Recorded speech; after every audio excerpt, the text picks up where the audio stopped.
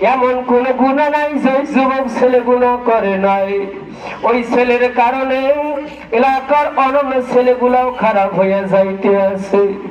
এলাকার লোকের নবী মূসার কাছে পরামর্শ পেল, নবী মূসা এই যুবক ছেলে বড় খারাপ, ওর কারণে এলাকার অন্য ছেলেগুলাও খারাপ হইয়া যাইতে আছে। নবী মূসা আমরা কি করব, আপনার পরামর্শ চাই।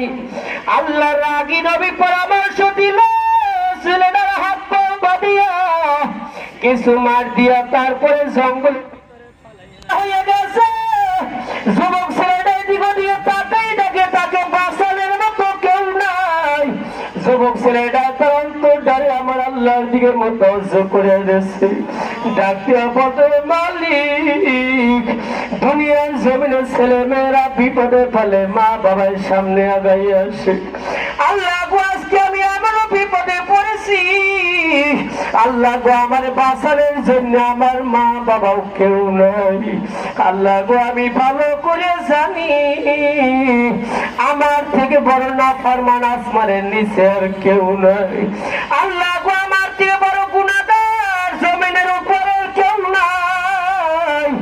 আল্লাহ গো আমারে মাফ করে দিলে আপনার যদি কোনো ক্ষতি হয়, আল্লাহ গো তাহলে আমারে মাফ করার আপনার কোনো দরকার নাই। আল্লাহ গো আমারে মাফ করে দিলে আপনার যদি কোনো ক্ষতি না হয়, দয়া মায়া করি আপনি আমার জীবনের গুনাহ খাতা মাফ করে দেন। ছেলেটা আল্লাহর সাথে এমন কিছু কথা বলেছে, কথাগুলো আমার আল্লাহর কাছে এত ভালো লাগছে। আমার আল্লাহ যুবক ছেলেটার সমস্ত গুনাহকে মাফ করিয়া যুবক ছেলেটার নামটা আমার আল্লাহর ওলির খাতায় উঠাইয়া আমার আল্লাহ যুবক ছেলেটার মৃত্যু দিয়ে দিয়েছে। আল্লাহ জিব্রাইল ফেরেশতা পাঠাই দিয়েছে, জিব্রাইল তাড়াতাড়ি যাও গিয়া আমার নবী মূসার কাছে খবরটা বলিয়া আসো। জঙ্গলের মধ্যে একজন আল্লাহর ওলি মারা গেছে, তার জানাজার ইমামতি যেন নবী মূসা নিজে আদায় করে।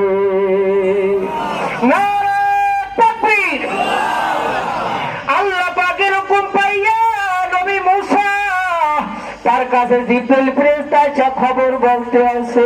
নবী মূসা আল্লাহ খবর পাঠাইছে জঙ্গলের মধ্যে একজন আল্লাহর ওলি মারা গেছে, তার জানাজা আপনারে পড়াইতে বলছে। আল্লাহ আর একটা খবর বলছে, তার জানাজায় যারা যারা শরীক হবে তাদের জীবনের গুনাহ আল্লাহ মাফ করে দেবে।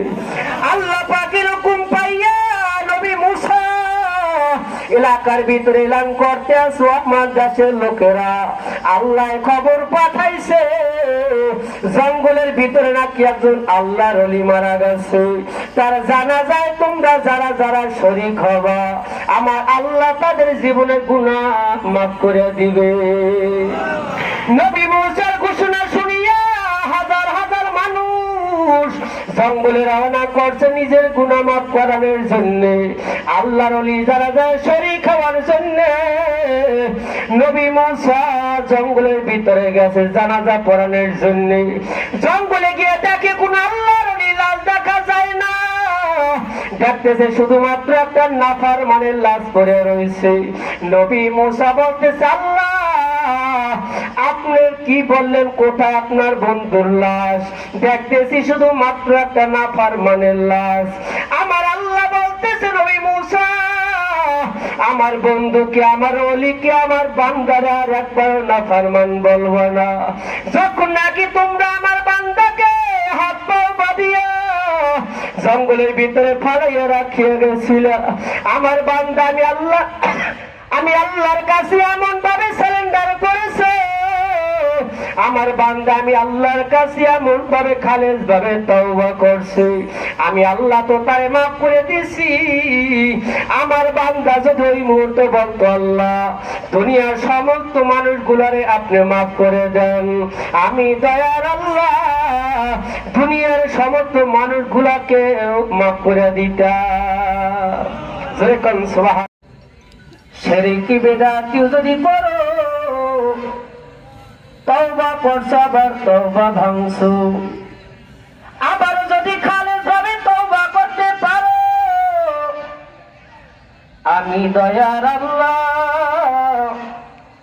তোমার আমাদের জীবনের সমস্ত গুনাহকে মাফ করিয়া আবার তাকে নেকের দ্বারা পরিবর্তন করিয়া দেব।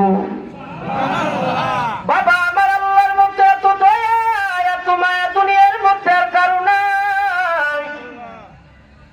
আমার আল্লাহ সব সময়ের জন্য আপনি আমার দিকে তাকাইয়া রয়েছে। ওরে বান্দা, কখন তোরা গুনার কাজ ছাড়িয়া ফিরিয়ে আসবি? বাবা ছেলে সন্তানেরা যদি হারানো যায়, মা বাবা ঘরের মধ্যে ঘুমাইতে পারে না, পথের দিকে তাকাইয়া অপেক্ষা, আহারে আমার হারানো সন্তানরা কখন ফিরিয়ে আসবে? কখন ফিরিয়ে এসে আমি আব্বার একটা ডাক দেবে, আব্বা। কখন ফিরিয়ে এসে আমি মায়ের একটা ডাক দেবে, মা।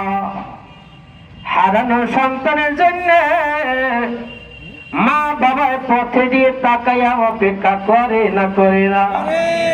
20 বছর পর হারানো সন্তান গভীর রাতে ফিরে এসে দরজায় নক করছে, মা। মায়ের ডাক দেয়া বলে, কে? সন্তানে বলে, মা আমি আপনার হারানো সন্তান আব্দুল করিম আব্দুর রহিম রুহুল আমিন। মায় খুশি না বেজা? মা ঘুম থেকে লাফতে উঠিয়া দরজাটারে খুলিয়া সন্তানটারে বুকের মধ্যে টান দিয়ে নিয়া এগালে সুমা দেয়, ওগালে সুমা দেয়, আর বলে, বাবা তোর জন্য আমাকে চোখে ঘুম নাই, মুখে খাবার নাই। হারানো সন্তান পাইয়া মা বাবা যতটা নাকি খুশি, আমার আল্লাহ তাম দুনিয়ার মানুষেরা তোমাদের মা বাবা থেকে কোটি কোটি গুণ মায়া আমি আল্লাহর কুদরতে সিনে জমা। আমি আল্লাহ তো সবসময় তোমাদের দিকে তাকাই রয়েছি, বান্দা। কখন তোমরা হারামে ছাড়িয়া, কখন তোমরা গুনাহ ছাড়িয়া, কখন তোমরা অন্যায় ছাড়িয়া আমি আল্লাহ পাকের একটা আল্লাহ বলে ডাক দেবা। অন্তর খুলে সবাই একবার ডাক দেবা, আল্লাহ। আল্লাহ রে আল্লাহ বলে ডাকার মধ্যে বাবা মজা আছে না নাই? যদি মজা না থাকতো দুনিয়ার কোন জাকির আমার আল্লাহরে বেশি দিন ডাকতো না।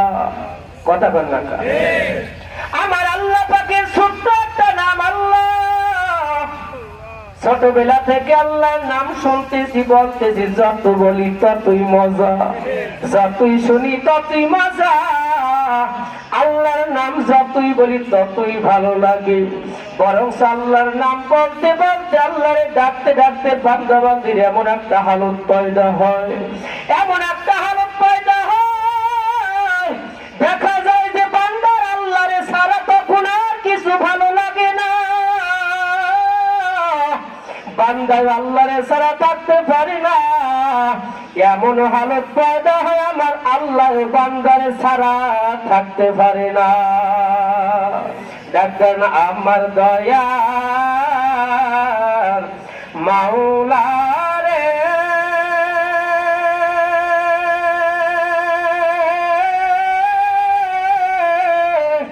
আমার মায়ার মাবুদ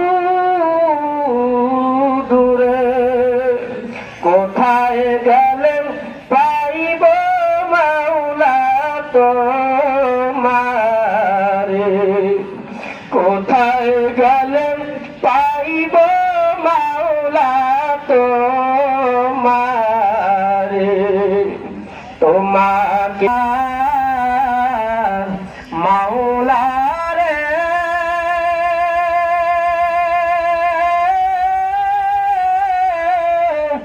আমার মায়ার মাবুদ রে, একবার দেখা দাও তোমার পাগল রে, একবার ধরা দাও তোমার আশিক রে। ও আমার ভাইরা, ও আমার বাবাজিরা, ও আমার যুবক বন্ধুরা, পর্দার আড়ালে আমার মা বোনেরা, আপনিও জীবনে বহু গুনাহ করেছেন, আমিও বাবা জীবনে বহু গুনাহ করেছি। আমার গুনাহগুলো যদি আপনারা দেখতেন, হয়তো আমার মতো নাফরমানের কথা আপনারা কেউ শুনতেন না। বাবা পেটে গুনাহগুলো যদি আমি দেখতাম, আপনাদের সম্পর্কে আমি কতই না খারাপ ধারণা করতাম। আমার দয়ার আল্লাহ আমার গুনাহগুলো ঢাকে রাখছে, আপনাদের গুনাহগুলো ঢাকিয়ে রাখছে। আমার আল্লাহ চাই বান্দা বান্দি আমি আল্লাহর কাছে সারেন্ডার করুক, মাফ চাক। বান্দা বান্দি যখন চোখের পানি ফালাইয়া আমার আল্লাহরে ডাকবে আল্লাহ, তখন আমার আল্লাহ গুনাহ খাতা মাফ করে দেয়। বাবা চোখের পানির বড়টা, চোখের পানির বড়টা সারমনের মরহুম আল্লাহর কুতুবে বয়ান করত, দুনিয়ার ঘরে আগুন লাগবে যারা কোম্পানি ছাড়া নিবানো যায় না। বাবা আপনি আমি গুনার কাজ করতে করতে যেইভাবে জাহান্নামের আগুন জ্বালাইছি, চোখের পানি ছাড়া বাবা জাহান্নামের আগুন ঠান্ডা হবে না। জোরে কোন সুবহানাল্লাহ।